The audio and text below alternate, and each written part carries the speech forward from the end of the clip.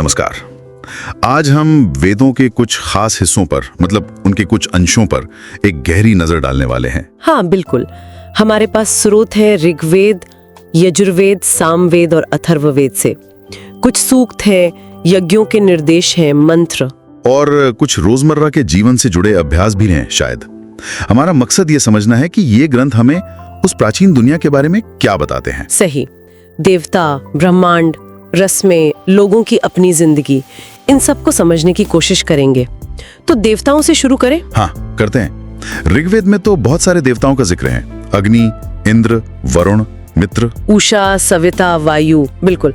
ऋग्वेद में ज्यादातर स्तुति है, प्रार्थनाएं हैं, प्रकृति की शक्तियों को जैसे इंसान का रूप दिया गया है ना? हाँ, जैसे उषा यानी भोर की देवी, उनसे समृद्धि, सुरक्षा, संतान ऐसी कामनाएं की गई हैं। और यजुर्वेद आते आते यही देवता ज्यादातर यज्ञों से जुड़ जाते हैं, जैसे अग्नि के लिए अलग आहुति, इंद्र के लिए अलग। अच्छा, अग्नि की भूमिका तो काफी खास लगती है, जैसे वो यज्ञ की आहुतियों को देवताओं तक पहुंचाने वाले, एक तरह से दूत। बिल्कुल, वो माध्यम बन जाते हैं। यजुर्वेद का तो जोर ही कर्म कांड पर है, यज्ञ पर। मतलब सही विधि से आहुति देना ताकि मनचाहा फल मिले। हाँ, जैसे स्वास्थ्य, संतान, धन, स्वर्ग, पुरोडाश, घी, सोम, ये सब अर्पित किया जाता था एक तय तरीके से। और इसमें सिर्फ तरीका ही नहीं, हर चीज का कोई गहरा मतलब भी था, सिंबॉलिज्म। निश्चित रूप से। मंत्र, छंद, गिनती, जैसे 6 ऋतुएं, 3 लोक, यज्ञ की वेदी, बर्तन, हर चीज का अपना प्रतीकात्मक महत्व था। ये सब ब्रह्मांड की व्यवस्था से जुड़ा हुआ माना जाता था। हाँ, यज्ञ को ब्रह्मांड का एक छोटा रूप ही मानते थे। सामवेद ने तो ऋग्वेद के सूक्तों को गाने लायक बना दिया यज्ञों के लिए। अच्छा, तो ये तो हुई भव्य यज्ञों की बात। लेकिन आपने शुरू में कहा था कि रोजमर्रा की चिंताएं भी दिखती हैं। हाँ, वो हमें अथर्ववेद में ज्यादा मिलती हैं। ये वेद आम जिंदगी की परेशानियों से ज्यादा जुड़ा लगता है। जैसे बीमारियों के इलाज के लिए मंत्र। अच्छा।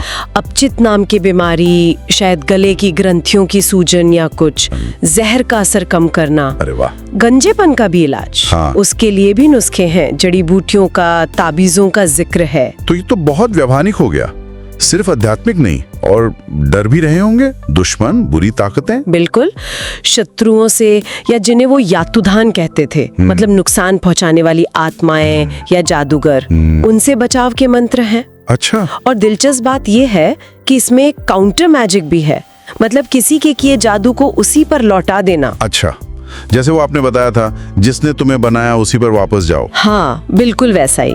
यहाँ तक कि पति पाने के लिए या पुरुषों को वश में करने, मतलब स्तंभन जैसे मंत्र भी मिलते हैं। ये तो वाकई जीवन के हर पहलू को छू रहे हैं। क्या उस समय के समाज या नैतिकता के बारे में भी कुछ अंदाजा लगता है इन अंशों से? थोड़ी झलक मिलती है। जैसे ऋग्वेद में वो यम यमी वाला संवाद है, उसमें भाई बहन के बीच जो अनुचित संबंध की वर्जना है वो साफ है।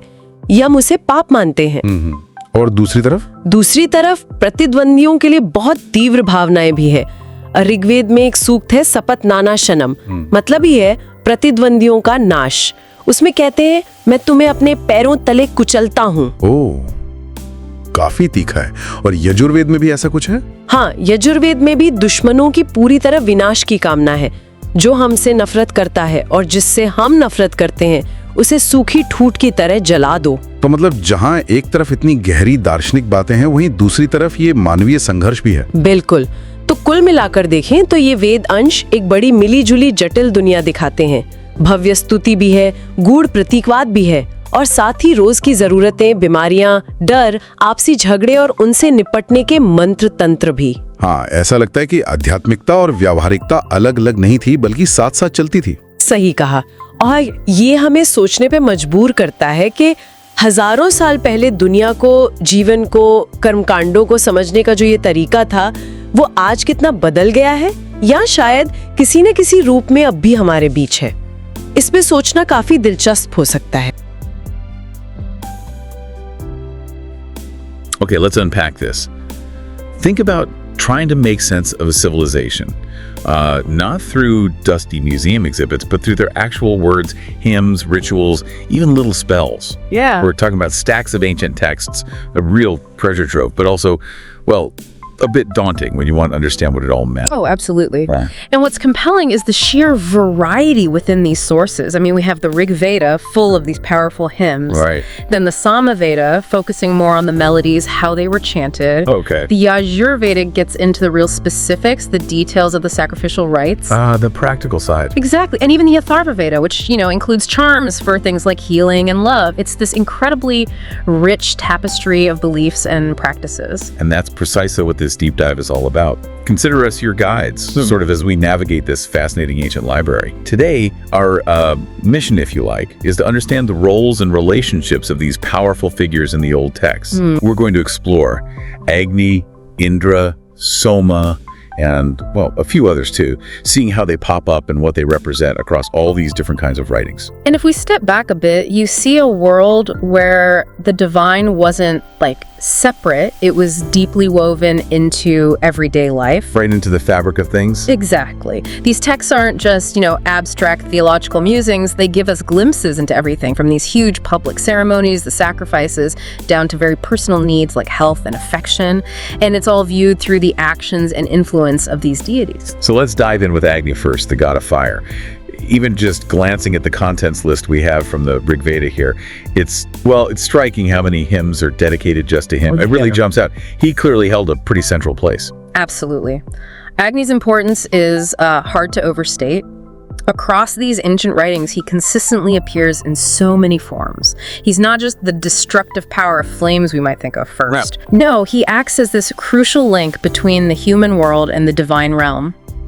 The Rig Veda mentions him as the messenger, the one carrying our offerings upwards to the gods. He's like the ultimate spiritual delivery service. Kind of, yeah. And he's also described as the priest, the one presiding over the sacrifice itself. That's a key role, right? We see that in the Sama Veda and Rig Veda too. He's the one who makes the rituals actually work. And this brings up an interesting point about sacrifice. It wasn't just about, giving something away. It was fundamentally about communication. Establishing that link, exactly. And Agni was the essential connection. But the Rig Veda also really emphasizes his raw power as a natural force too. Okay. Hymns describe him embodying that untamed energy you see in fire. He's both a facilitator and this immense force. And it gets really intriguing when we look at where he comes from, his origins. The Rig Veda talks about Agni having multiple births. It does. From the heavens, from us humans, and even emerging from the waters. Yes, from the waters. And there's also this other idea, quite poetic, of a figure called Matarasvan kind of rubbing forth the hidden Agni, like coaxing him out. So it's as if fire has these different origins or maybe different ways of appearing in the world. That's a great way to put it. What's fascinating about these multiple births is what they might symbolize. Perhaps Agni's pervasive presence, existing in all these different realms. Cool. And that image of Matarasvan bringing forth the concealed fire, it suggests that energy, like fire, exists as a potential everywhere, just waiting to be ignited or revealed. Right. Now, thinking about the rituals themselves, Agni is constantly tied to the oblations, the offerings. He carries them, as we saw mentioned, and he consumes the sacred food with soma plant. That's a specific phrase from the Rig Veda. Very specific. And the Yajur Veda also stresses how important it is to actually kindle him, to get the fire going properly in sacrifices. The act itself is crucial. Yeah. It even mentions a particular offering for Agni. A cake baked on 8 potsherds, like pieces of fired clay, and gold is mentioned as the fee, the payment for the ritual.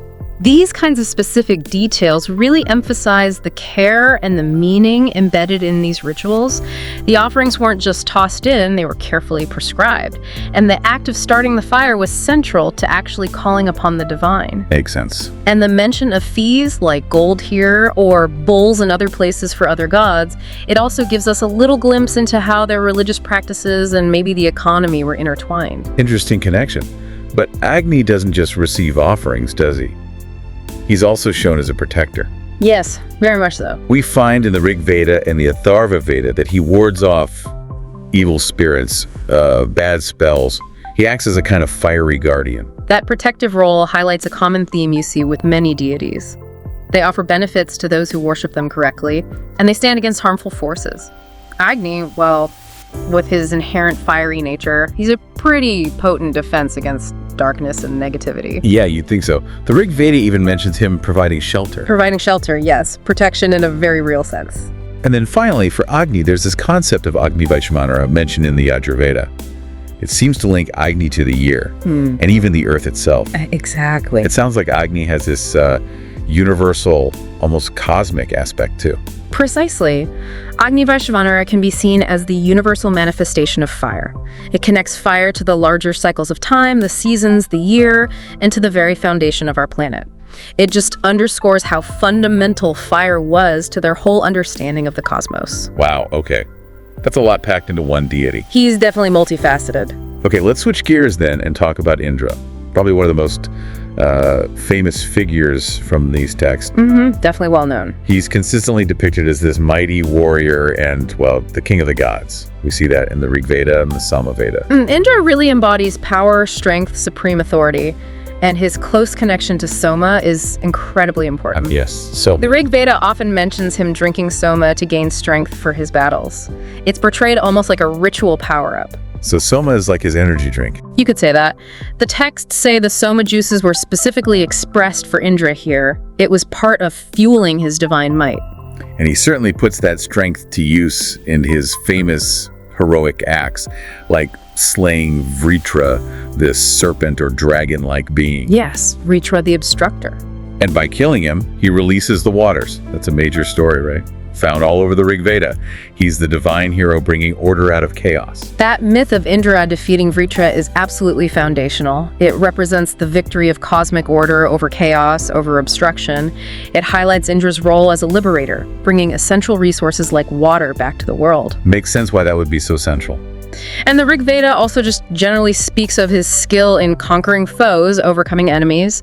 The Atharva Veda even mentions a specific weapon, a three-jointed weapon he used against the Asuras. Asuras, those are often the opponents of the gods. Generally, yes. They represent opposing forces, so Indra fighting them reinforces his role as the champion of the divine order. And it seems clear that people had a very direct relationship with Indra. They called upon him for practical things like help and wealth. Oh, definitely. The Rig Veda is full of invocations asking for his aid, for riches, for success.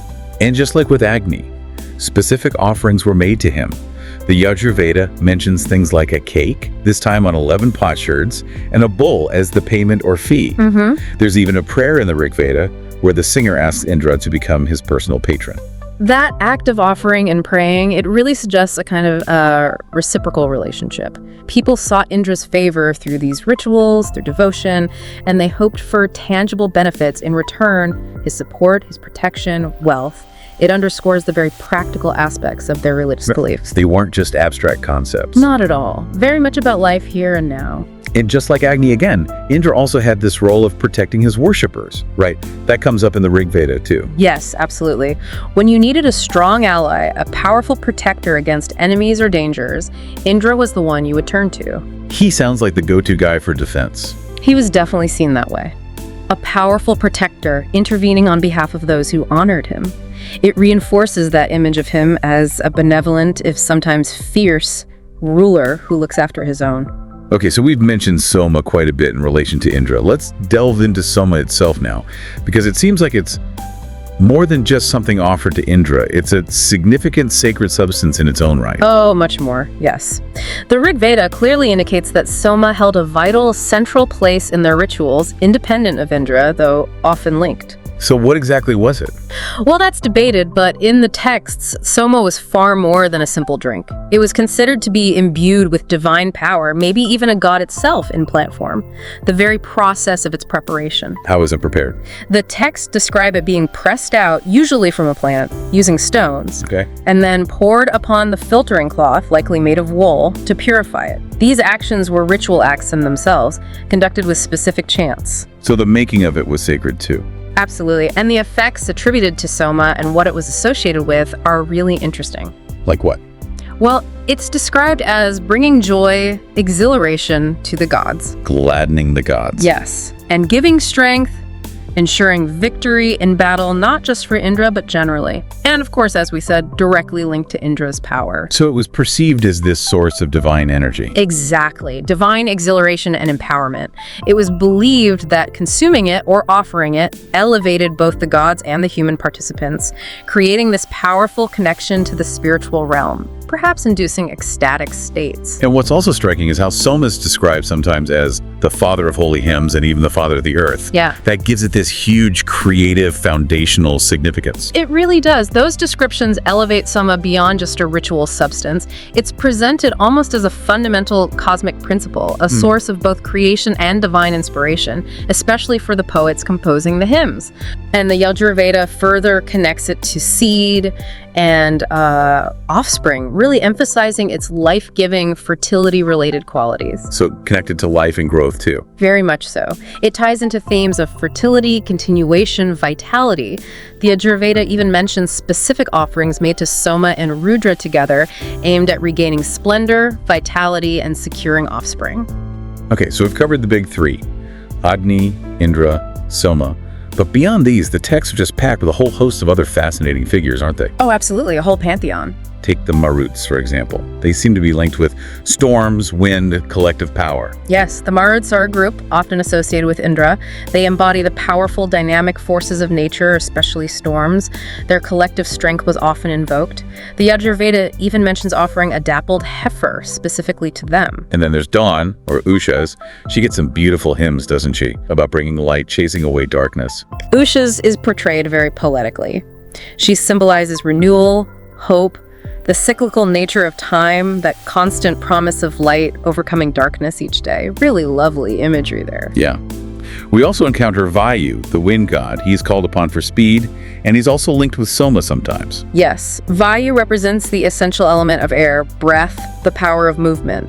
Sometimes depicted as arriving first to the sacrifice, or acting as a swift messenger, occasionally sharing the Soma offering. And Savitar, the sun god. He's invoked for help, prosperity. Savitar is often seen as the impeller, the one who sets things in motion, rouses life. Associated with guidance, removing bad dreams, and helping people realize their potential. The Yajurveda mentions a specific offering for him too, a cake on 12 potsherds. 12, okay. Different numbers for different gods. Seems so, part of the ritual precision. And then Mitra and Varuna. They often appear together, don't they? Linked to cosmic order, law, agreements. Yes, they're a very important pair. Mitra is often associated with contracts, alliances, the benevolent side of order, while Varuna upholds the cosmic law, sometimes more sternly, overseeing oaths. They represent complementary aspects of maintaining Raita, the cosmic balance. And offerings to them. The Yajurveda mentions clotted curds being offered to Mitra and Varuna. Then there are the Adityas. That's a group, right? Solar deities. That's right. A group of gods, often including Mitra and Varuna, but others too. They're generally associated with divine power, sovereignty, and guardianship, frequently invoked for protection, safety, and freedom from distress or sin. And they get a specific offering too. Yes, the Yajurveda mentions offering a sheep that's still young, maybe pregnant, to the Adityas. Interesting. We also see the Visitevas invoked a lot. That translates as all gods, right? Correct. It's a collective invocation, basically addressing the entire pantheon or all the gods together. It appears in many hymns, especially in the Rig Veda, and is mentioned in the Yajurveda sacrifice lists too. So, like covering all the bases. Exactly. It highlights the interconnectedness of the divine realm, a recognition perhaps of the comprehensive nature of all these cosmic forces working together. Okay, who else? Rudra comes up. Associated with strength, sometimes even linked with Agni. Rudra is a complex figure, often associated with storms, wildness, the untamed aspects of nature. He has both fierce, potentially destructive aspects, but also healing ones. He's sometimes invoked alongside Soma, as we mentioned, and occasionally identified or closely linked with Agni, a powerful, slightly fearsome deity. And Brihaspati. He seems linked to prayer, wisdom. Yes, Brihaspati, also sometimes called Brahmanaspati, is very important. He represents spiritual power, sacred speech, wisdom, the effectiveness of prayer, and the hymns themselves. He's seen as a protector of the pious and sometimes involved in battles alongside Indra, using the power of prayer. And finally, Pusan. He seems connected to paths, journeys, nourishment, cattle. Pusan is very much a pastoral deity, a benevolent guide. He protects travelers, helps find lost things, ensures the prosperity of flocks and herds. He's associated with nourishment, finding pathways and safe journeys. He appears quite a lot, especially in the Yajurveda, in relation to offerings and ensuring abundance. Wow. So as you can see, when you dive into these texts, it reveals this incredibly intricate web of deities. Each one has distinct roles, relationships with others, specific ways they interact with the human world through rituals and prayers. It's so much more than just a list of names, isn't it? Right. It really offers us this window into a worldview where the divine was just present in every aspect of life. Absolutely. And what becomes really clear as you listen to all this, as you explore these connections, is the interconnectedness of it all. Yeah, you said that before. Yeah, because while each deity has specific functions, Agni with fire, Indra with storms and war, Soma with the sacred drink, they also exist within this larger cosmic system. They're often invoked together, or their roles overlap or complement each other. And the rituals, the offerings we talked about, they served to strengthen these relationships, to maintain what they perceived as this necessary balance, this communication between the human sphere and the divine sphere. Absolutely. And it really makes you consider how these ancient understandings, these complex relationships, shaped the beliefs and the practices of that time. And, perhaps in subtle ways, maybe they continue to have echoes even now in later traditions. That leads to a thought, something for you, the listener, to perhaps ponder on your own. How does this really detailed network of divine roles and relationships that we've just sketched out, how might that reflect the social structures, the values, maybe even the anxieties of the people who composed these hymns and carried out these rituals all those thousands of years ago? Were the gods just a reflection of human society, kind of projected onto a cosmic screen? Or was it more complex than that? Were they shaping society as much as reflecting it? It's a fascinating question, something to definitely explore further if you're interested.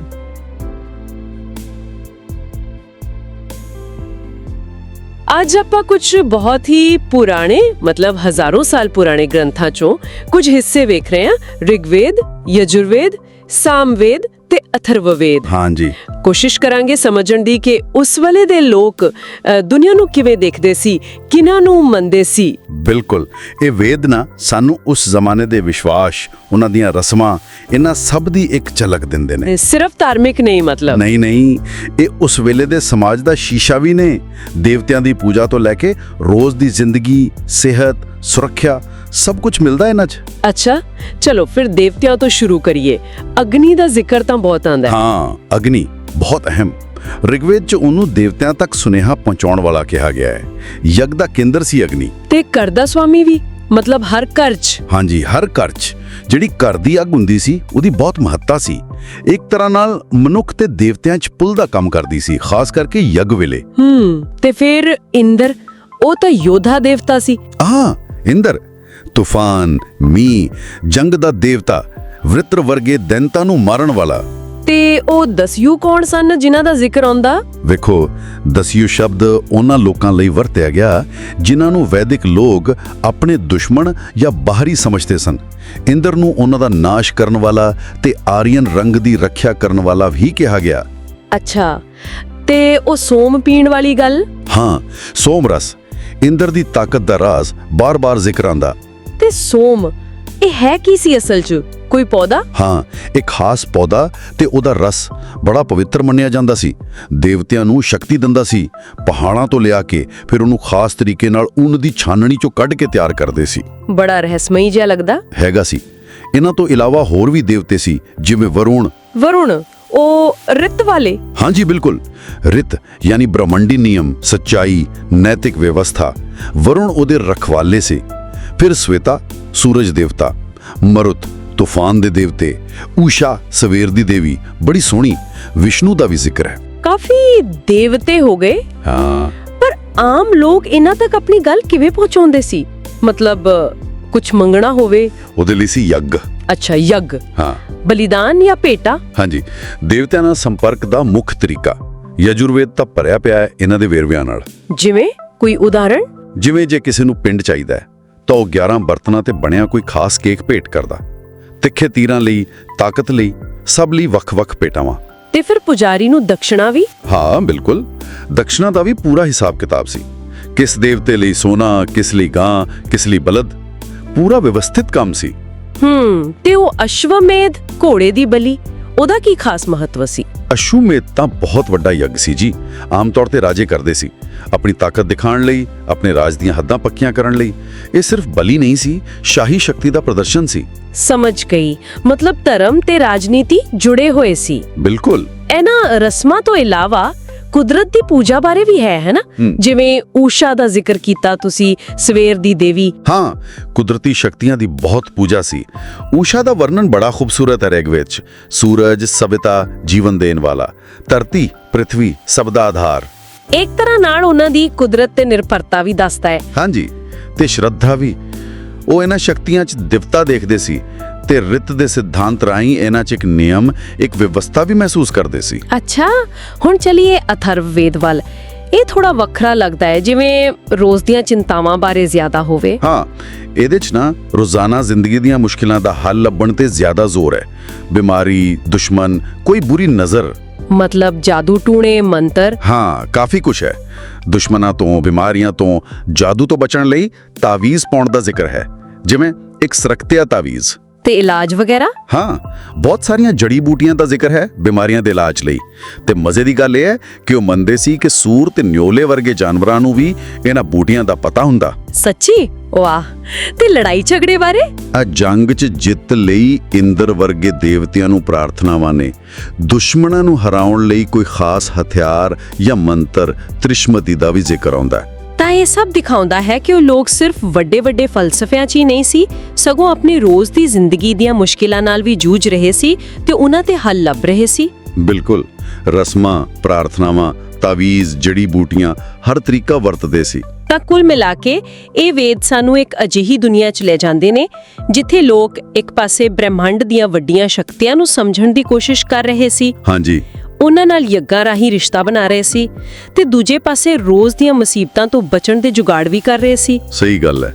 ਇੱਕ ਬਹੁਤ ਹੀ ਗੁੰਝਲਦਾਰ ਤੇ ਕਹਿ ਲੋ ਜੀਵੰਤ ਤਸਵੀਰ ਮਿਲਦੀ ਹੈ ਸਾਨੂੰ। ਤਾਂ ਜਾਂਦੇ-ਜਾਂਦੇ ਇੱਕ ਸਵਾਲ ਛੱਡ ਜਾਂਦੇ ਆ ਸੋਚਣ ਲਈ, ਕਿ ਇਹ ਸਾਰਾ ਕੁਝ ਸਾਨੂੰ ਇਹ ਨਹੀਂ ਦੱਸਦਾ ਕਿ ਇਨਸਾਨ ਸ਼ੁਰੂ ਤੋਂ ਹੀ ਆਪਣੇ ਆਲੇ-ਦੁਆਲੇ ਨੂੰ ਸਮਝਣ, ਉਹਨੂੰ ਕਾਬੂ ਕਰਨ ਤੇ ਆਪਣੀ ਜ਼ਿੰਦਗੀ ਨੂੰ ਬਿਹਤਰ ਬਣਾਉਣ ਦੀ ਕੋਸ਼ਿਸ਼ ਕਰਦਾ ਆਇਆ ਹੈ। ਇਹ ਦੇਵਤਿਆਂ ਤੇ ਰਸਮਾਂ ਦਾ ਪੂਰਾ ਤਾਣਾ ਬਾਣਾ ਉਸ ਵੇਲੇ ਦੇ ਲੋਕ ਦੁਨੀਆ ਨੂੰ ਕਿਵੇਂ ਦੇਖਦੇ ਹੋਣਗੇ, ਇਸ ਬਾਰੇ ਹੋਰ ਕੀ ਦੱਸਦਾ ਹੈ?